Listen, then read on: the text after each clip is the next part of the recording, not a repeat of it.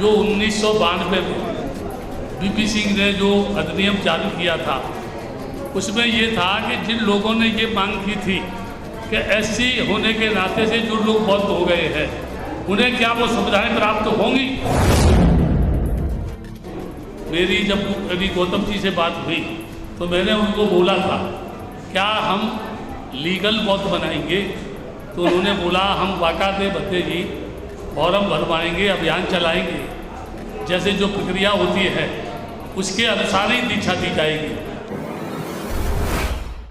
आज के कार्यक्रम का मुख्य उद्देश्य भारत में 2025 तक जय भीम मिशन द्वारा 10 करोड़ लोगों को बौद्ध बनाने का लक्ष्य है। इसके संरक्षक राजेंद्र पाल गौतम जी हैं, जिनके द्वारा ये जय भीम मिशन गठित किया गया है। आगे चल कर के अलग अलग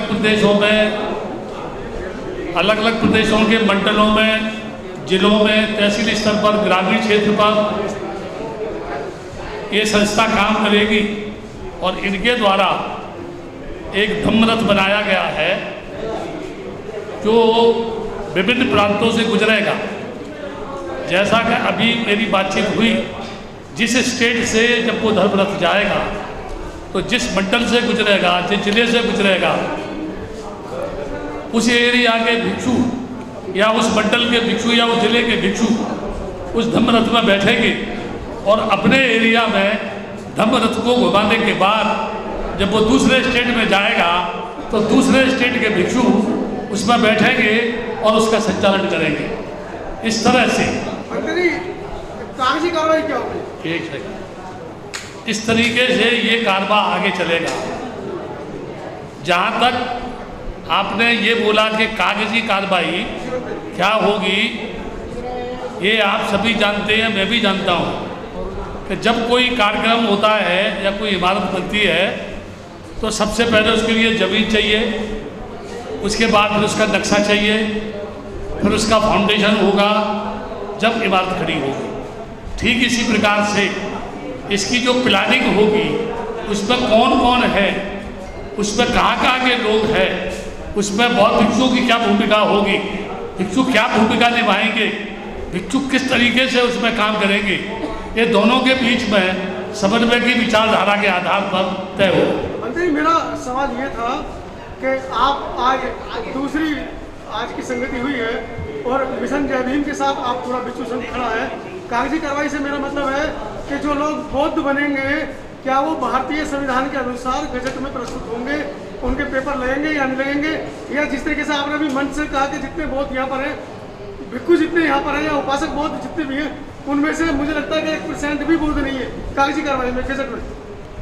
ऐसा है, अगर मैं इस बात में जाऊँगा, मैं आपको पहले ही बता चुका हूँ, मेरी जब अभी गौतम जी से बात हुई तो मैंने उनको बोला था क्या हम लीगल बौद्ध बनाएंगे, तो उन्होंने बोला हम वाकाते बत्ते जी फॉर्म भरवाएंगे, अभियान चलाएंगे, जैसे जो प्रक्रिया होती है उसके अनुसार ही दीक्षा दी जाएगी। तो मैंने उनको बोला कि उसका एक रिकॉर्ड हमारे पास होना चाहिए। अगर रिटर्न रिकॉर्ड होगा तब हम जो है गवर्नमेंट को चैलेंज करेंगे कि हमने इतने लोगों को बौद्ध बनाया और ये उनकी सूची है, ये उनके एड्रेस है, ठीक है, ये उनके एफिडेविट बयान है, ये उनके भरे हुए फॉर्म है। 1991-92 के कानून में संशोधन से, संविधान में संशोधन से बौद्ध जो धर्म है वो अल्पसंख्यक समुदाय में आता है। क्या 10 करोड़ लोग अल्पसंख्यक समुदाय का हिस्सा बनेंगे?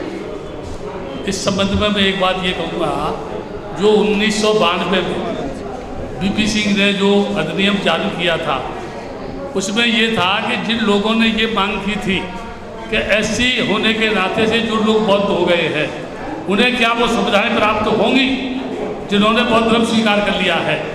तो जो सरकार ने अधिनियम बनाया उसमें एक बात रखी कि लोग अपनी जाति दिखाएं और धर्म की जगह बौद्ध लिखाएं।